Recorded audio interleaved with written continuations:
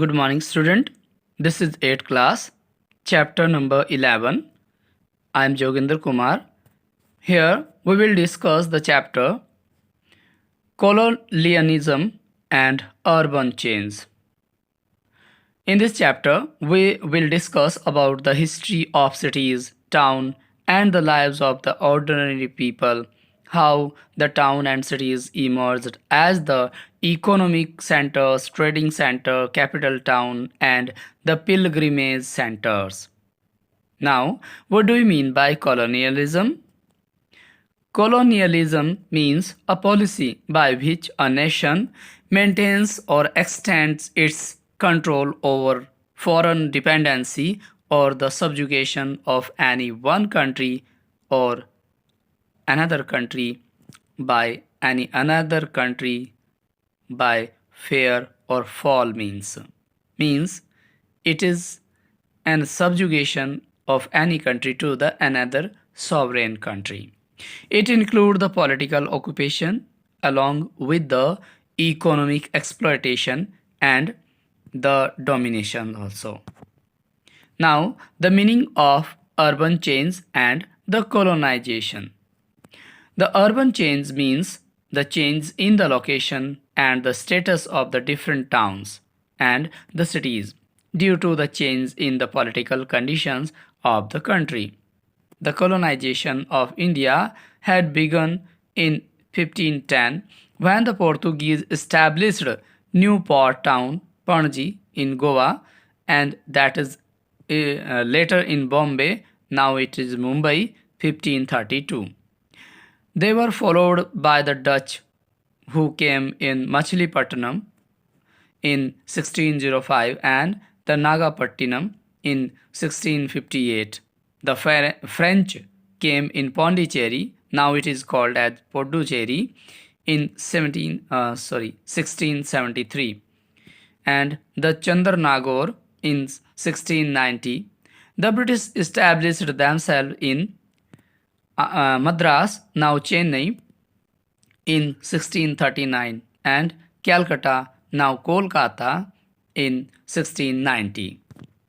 Now, de-urbanization in 19th century and the causes of de-urbanization. Student, there we have seen the two causes which are very crucial for the de-urbanization in India. First is the lack of interest of the British in the prosperity and the economic development of India. Means they didn't take any interest in development India and its cities. The ushering of the Industrial Revolution in England in the later half of 18th century does altering the very complexion of urbanization in England, and in India it became very later because of the concentration of the trade centers activities was Manchester in England and London. Means most of cities of England developed in 18th century because of the raw material was going there. Around 1800, India had 16 cities with a population of 1 lakh and or more than 1 lakh. About 1500 spread off over the country, 1500 cities. Next is the decline of the cities. The decline of a large number of urban places in India during the 19th century was the primarily due to the negative attitude of the British towards the traditional in the traditional occupation थे उन पर. That is why they didn't take any interest in the development of the Indian industries. Because of there was seen the Industrial Revolution in England, so the concentration of trading activities was England, and the growth of Indian industries was very slow and became very later. In another factor, the contribution to England of the urban centers of the British period was introduction of the network of railway and the roads in India.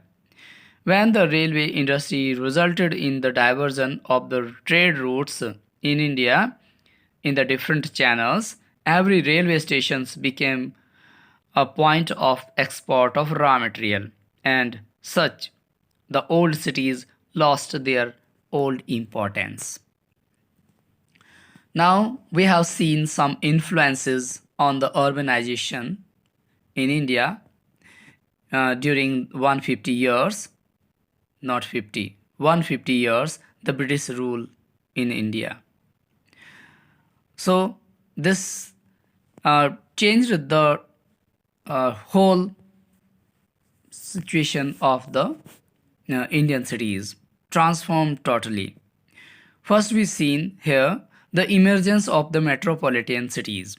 By the start of 20th century, Kolkata, Bombay, Madras had become the leading city of India, and none of these had a population of the million. While Calcutta at that time there was the leading city with a population of over 1 lakh, 9 lakh, sorry, 9 lakh. Hill stations and the plantation settlement developed because of the British who came from the cool temperate climate found the Indian summer season in the hospitality. They found and they stay there. The hill stations which were developed at that time, these were the Nainital, Mussoorie, Darjeeling, Shillong, such type of cities. Civil line and the cantonment developed.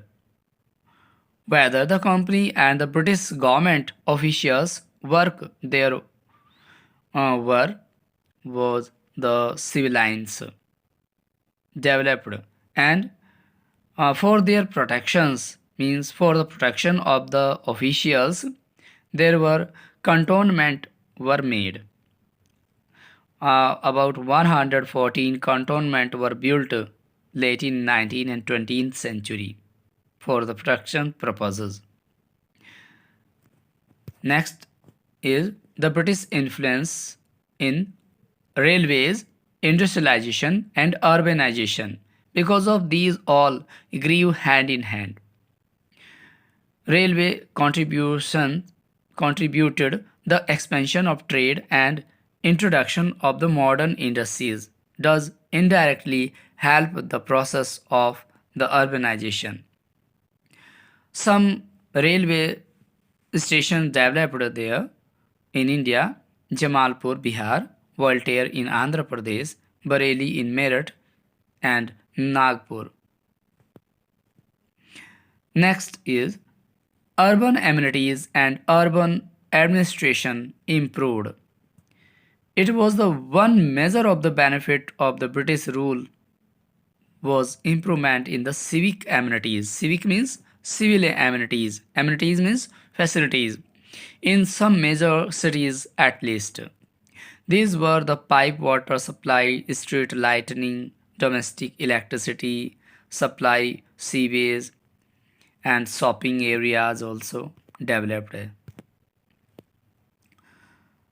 Also, it is first time at the time of Dalhousie the public work department set up. Under this work, many other works were done, like many canals were digging up, the Godavari, Krishna, and Bari Doab in Punjab, and Krishna and Godavari in South India constructed. In Punjab in 1890 and 1899, many such type of canals constructed. Now we will discuss about some leading cities in the next video. Thank you. Have a nice day, student.